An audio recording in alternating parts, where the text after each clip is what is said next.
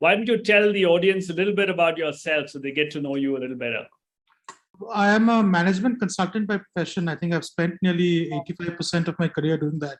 Actually, to be fair, on paper, I worked only on two companies, right? Because I started my career with McKinsey in 2004, and then I left them in 17-18. I did something called a little bit of a portfolio career for 3 years in the middle when I was doing many things, dabbling in venture capital, startups, also helping a few friends scale up their businesses, helped sell a company to another consulting company called Bain. And then again, my second real full-time job, which I do now, is leading the presence of Arthur Little in India, which is again a management consulting firm, but also a little bit of a startup, right? We're building a new footprint from scratch. So that's a bit about myself. I think in addition to doing management consulting, which itself is a very different profession, I have actually worked and lived in like many countries. I think some 35, 36 cities around the world.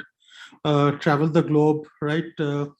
Served clients in right from the US to Africa to Europe to greater parts of Asia and also Australia. So I think except for Antarctica, I've served clients across the world, and I've also had the privilege of working with entrepreneurs, venture capitalists, and friends, right, on different parts of the world. So that's a little bit of my journey. Again, back, very happy to be back in India. Came back in the middle of the pandemic and being part of the very vibrant industry ecosystem here, which includes startups, funds, and also corporate India, which is preparing for yet another bold leap, right? As India gets pretty close to the $5 trillion aspiration set like 3-4 years back. I think now we are seeing the path towards 10 trillion. So that's what excites me. I think fundamentally being in India, but being global in outlook and footprint is something which I always aspire to.